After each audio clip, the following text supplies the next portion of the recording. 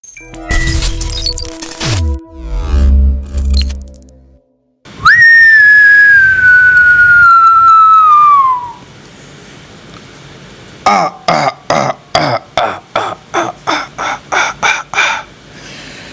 amis, j'espère que vous portez toutes et tous très bien. Je suis très heureux de vous retrouver pour le débrief de la victoire du Barça face à Elche.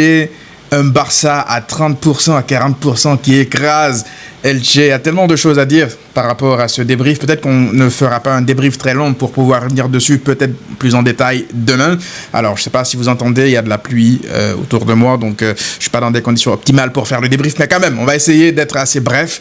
Alors, par où commencer? La première période et la deuxième période, on a assisté à deux matchs diamétralement opposés. Pourquoi? Pour plein de raisons différentes. Déjà, c'est important de rappeler que Elche, c'est une équipe qui jouait son deuxième match de Liga. Le Barça faisait son entrée en lice aujourd'hui. Du coup, ça faisait comme une sorte de match de pré-saison dans certains moments de ce match-là. Tu sentais que voilà, ça courait pas trop, ça s'économisait, il y avait du déchet technique. Et en plus de ça, Flick a aligné pour moi une équipe trop expérimentale face à une équipe d'Elche qui se connaît. Parce que Elche, c'est une équipe qui joue au football, on l'a vu, qui ressort les ballons. C'est une équipe qui a même eu la possession devant le Barça en première période. Le Barça avait un jeu totalement chaotique. Il n'y avait aucun lien au milieu de terrain. Il n'y avait aucune connexion collective dans cette équipe-là. Sur la première période, tu sentais que voilà, le milieu, Gavi, Bernal, Olmo, tu sentais que voilà, face à une équipe comme Elche, encore une fois, qui se connaît, même s'ils ont perdu des joueurs importants, ils ont des préceptes de jeu, ben forcément que ça allait être compliqué. Je savais que ça allait être compliqué, la vérité, mais je ne savais pas en fait que le Barça serait autant dans la verticalité. Parce qu'au-delà de la verticalité, je vous ai dit, il n'y a pas d'automatisme collectif sur cette équipe de la première période, mais vraiment pas. Du coup, Rafinha, on le testait à ce poste de faux numéro 9, et puis tu as Gordon, lapsus révélateur, on va parler de Gordon tout à l'heure, et puis tu as Adeyemi qui est aligné pour la première fois à gauche. Et ça, honnêtement, je vais pas vous mentir. Sur la première période, j'aurais préféré que Gordon débute. Après, je chipote là, le Barça gagne 5-0, je chipote, mais vous comprenez ce que vous allez voir ce que je veux dire. En fait, lorsque tu alignes une équipe autant expérimentale avec Xavi Espart à gauche, un milieu reconstitué qui n'a pas de rythme, et puis Adeyemi qui commence sa première titularisation à gauche alors qu'il n'a joué qu'à droite depuis qu'il est arrivé au Barça, ouais, je trouve que ça faisait beaucoup trop d'expérimentation, beaucoup trop de paris, de nouveautés en fait pour un début de Liga à l'extérieur. Je pense que le Barça aurait eu beaucoup plus de maîtrise en première période s'ils avaient aligné par exemple un Gordon à gauche, parce que Gordon il est à l'aise à gauche, on l'a vu, on va en parler encore tout à l'heure, ou même Rafinha à gauche, et voire même Adeyemi au poste de numéro 9. Parce que Adeyemi, il marque un but, je pense que c'est lui qui met le 2-0, il fait de bonnes choses, il monte en puissance dans le match, mais tu sens qu'il n'est pas du tout connecté sur la première période, au même titre que le Barça, collectivement, il n'y est pas. Il rate des trucs assez faciles, remise en jeu, au bout d'un moment, il peut aller droit au but, il est tout seul, il fait une talonnade, j'ai rien compris. Voilà, tu sentais qu'il n'était pas du tout à l'aise, il était déconnecté, mais je ne m'inquiète pas, je pense que lui aussi, avec l'enchaînement des matchs, même à gauche, il pourra apporter de meilleures choses dans le contenu. Et puis, surtout, il est monté en puissance, donc plus le match avançait, plus les titulaires rentraient, plus tu le voyais lui aussi Adeyemi à l'aise à gauche. Donc deuxième période beaucoup mieux de la part de Adeyemi.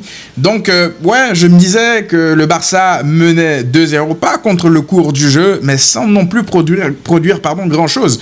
Tu voyais en fait le Barça qui attendait, qui essayait en fait de manger sur la moindre miette que Elche te donnait. Vous savez, aujourd'hui, c'est facile de venir dire ici, oui, c'est que Elche en face.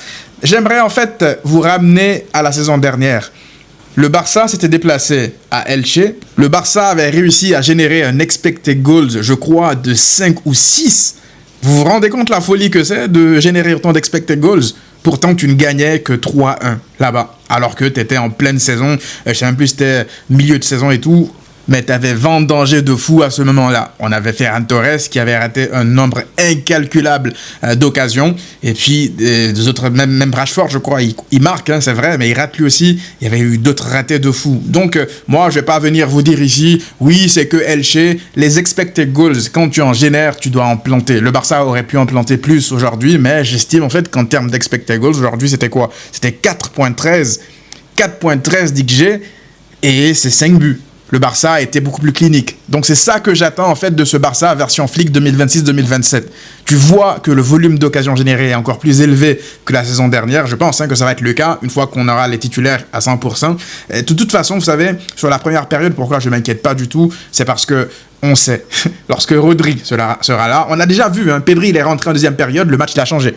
Le Barça a eu beaucoup plus de maîtrise déjà en deuxième période, juste avec Pedri. Juste parce qu'il est rentré, il a eu le contrôle du tempo, Elche, son pressing était moins efficace, et puis le Barça a eu une plus grande possession de balle qu'en première période. Du coup, c'est normal en fait de voir un Barça qui galère, mais je ne les attendais pas en fait abuser autant de la verticalité. Parce que ça, lorsque tu as Rafinha, lorsque tu as Adeyemi, même Lamine Yamal s'est prêté à ce jeu-là de tout le temps balancer ou d'aller tout le temps vers l'avant. Fermin n'est pas connu non plus pour ne pas être vertical.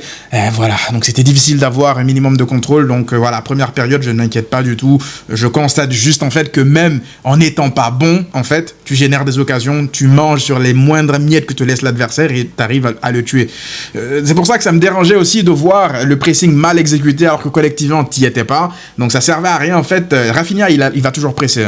Donc lorsque tu presses comme ça une équipe qui est à l'aise pour les sorties de balles, mais tu laisses des brèches derrière. Donc notre pressing n'était pas du tout efficace sur cette première période. Rafinha y allait, Adeyemi y allait, Lamine de temps en temps, mais le pressing était facilement battu. Du coup je préférais en fait que le Barça soit un peu plus dans la mesure qu'ils attendent et qu'ils pressent en fait le premier défenseur. Parce que lorsque tu vas presser le gardien, il t'élimine, ça y est, tu as un joueur en moins sur le champ et tu te fais parfois avoir, tu es exposé. Maintenant, deuxième période, j'ai vu un Barça totalement métamorphosé. Alors oui, ça a eu un peu de mal à rentrer, mais lorsque Pedri rentre, déjà j'espère que Gavi, sa blessure, elle est pas grave parce que j'ai vu c'était le genou. Ça m'a un peu fait peur parce qu'il allait en fait sur un contact, donc il se blesse dessus. C'est pas musculaire, c'est vraiment un contact. Donc j'ai eu peur, la vérité, je vous mens pas, j'ai peur en fait que ça soit les ligaments croisés, mais je me suis sorti l'idée de la tête assez vite parce que je l'ai vu marcher en fin de match à côté de Pedri à la fin du match. Donc j'imagine que ça doit être une blessure ou une frayeur, mais pas une blessure très grave, parce que c'est une blessure très grave, il aurait pas pu marcher comme ça, saluer tout le monde en fin de match, marcher comme si de rien n'était. Donc espérons de bonnes nouvelles pour Gavi parce que même si Rodri va vite revenir dans le 11, tu as besoin de profondeur de banc. Tu as Frenkie déjà qui est blessé, tu n'as pas besoin de plus de blessures.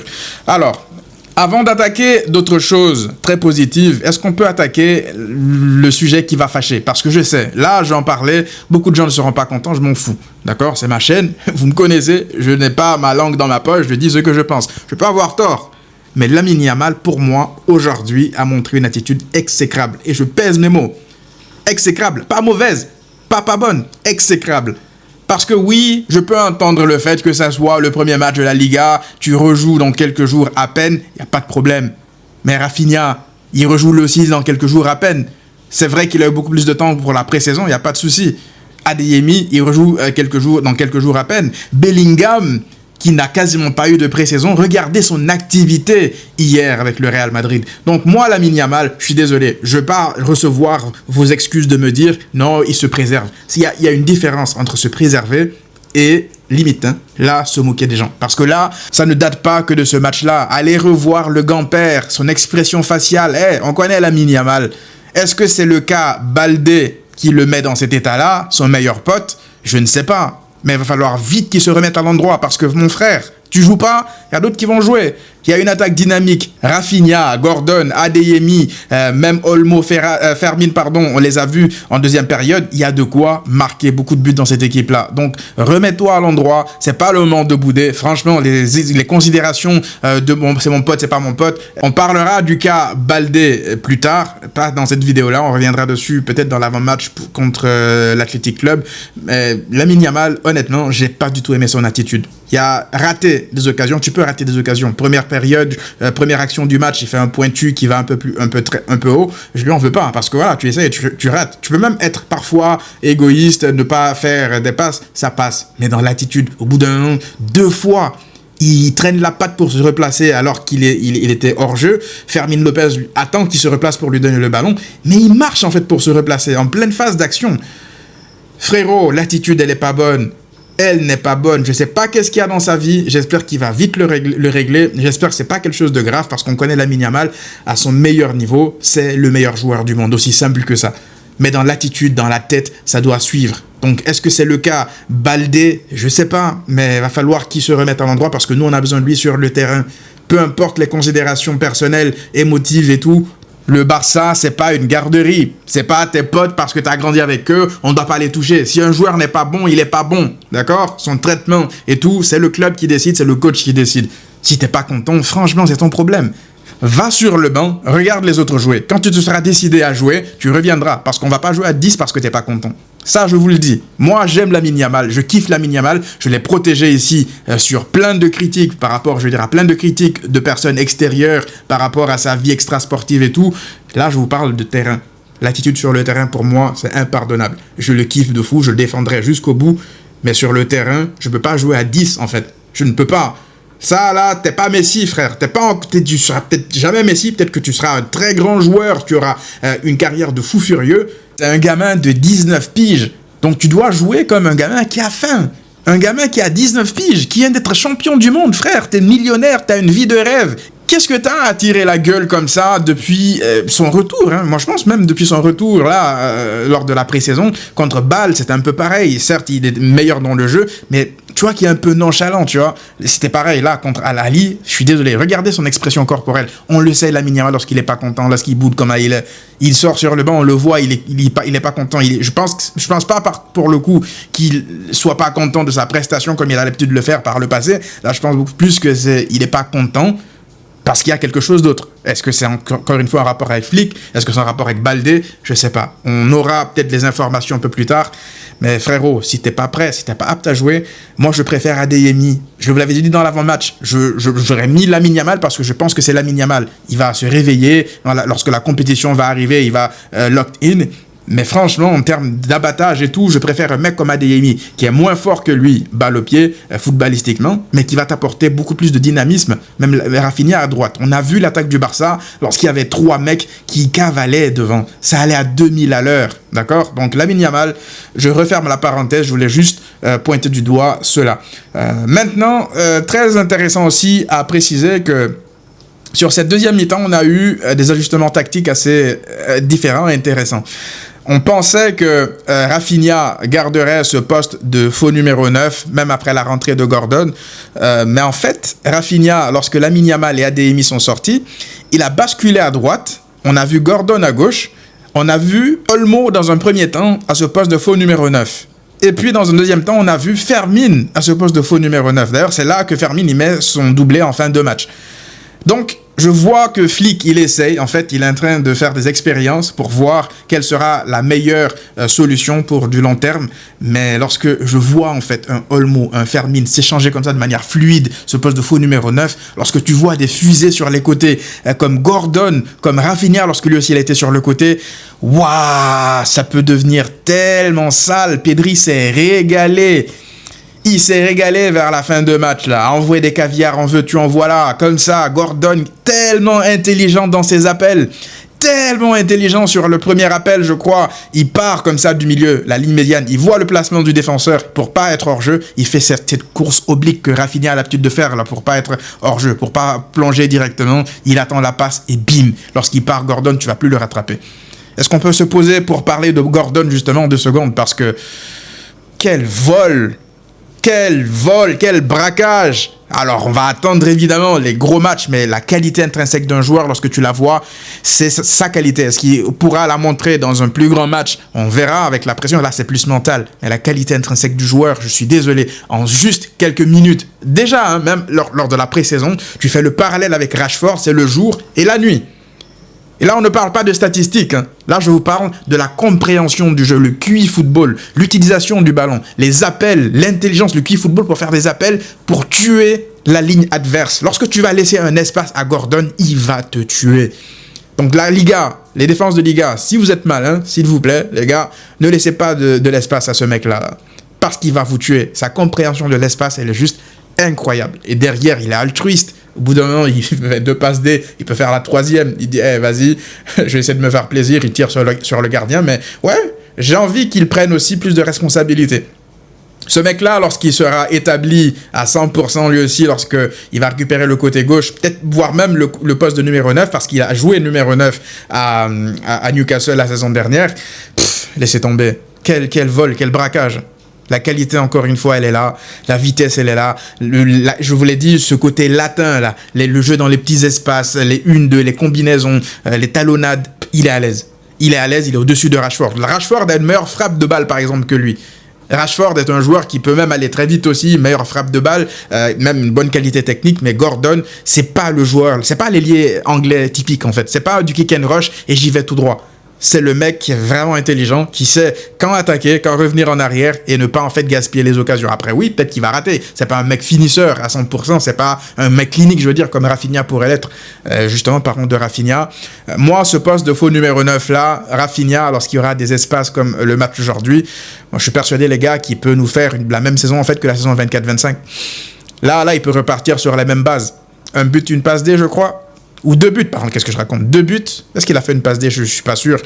Mais en termes de statistiques, ça y est, là. Il est lancé. Et il va continuer, Rafinha. Il ne va pas s'arrêter. Lorsqu'il va mettre un but, il ne va pas s'arrêter. Lorsque le match sera plié, il ne va pas s'arrêter. Donc, c'est très, très, très prometteur pour la suite. Dites-vous que là, le Barça vient de gagner son premier match à l'extérieur 5-0 en n'étant même pas bon, genre 60%, 70% du match.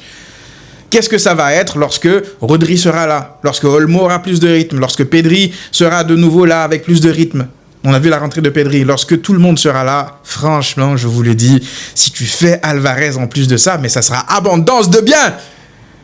Mais bon, on va pas parler de monsieur Alvarez qui est à Alcatraz aujourd'hui, qui a été sifflé, insulté par les supporters de l'Atlético Madrid, d'ailleurs, qui ont fait match nul face à leurs vrais rivaux, Villarreal. Mais on n'est pas là pour parler d'eux, on est là pour parler du Barça. J'aimerais également parler de Xavi Espart, qui a été monstrueux. À gauche, c'est le couteau suisse ultime. Là, c'est le joueur qu'on aurait aimé que Sergio Roberto soit. Sergio Roberto qui pouvait jouer à droite, à gauche, au milieu, mais qui était mid partout, voire mauvais. Ben là, Xavi Espart, en fait, il est bon à droite, il est bon au milieu et il est bon à gauche. Là, il vient de débloquer un nouveau poste. Donc, Flick, je pense que les postes des latéraux, on l'avait dit, hein, que le Barça ne peut pas aspirer à grand-chose si tu te présentes avec une paire de latéraux, Baldé, Koundé, qui ne sont pas au niveau. Koundé, je pense que c'est clair dans la tête de Flick, c'est plus le titulaire comme latéral droit. Eric Garcia te fait encore une fois un match énorme. Lui, il a dit aujourd'hui, on met 5-0, ok, mais il n'y a personne qui va marquer aujourd'hui. Il n'y a personne, je ne vais pas laisser des miettes, je veux pas de 5-1. Eric Garcia était déter. Donc là, lorsque tu vois l'attitude de l'équipe, même à 5-0, ne pas vouloir encaisser, ça sera très important cette saison-là. Tu peux pas gagner des titres importants sans garder ta cage inviolée dans des matchs importants. En tout cas, avoir une meilleure assise défensive. Alors oui, par certains moments, Elche, ils ont réussi à trouver de l'espace dans le dos de la défense, mais c'est pas non plus à chaque fois le piège du hors-jeu. C'était pas abusif. Donc ça me rassure, honnêtement, je pense que cette équipe va monter en puissance et ça pourrait faire très très très très très mal. Donc voilà, j'ai peut-être oublié certains joueurs. Dites-moi ce que vous en avez pensé dans les commentaires. On se retrouve très rapidement pour une nouvelle vidéo. À très vite.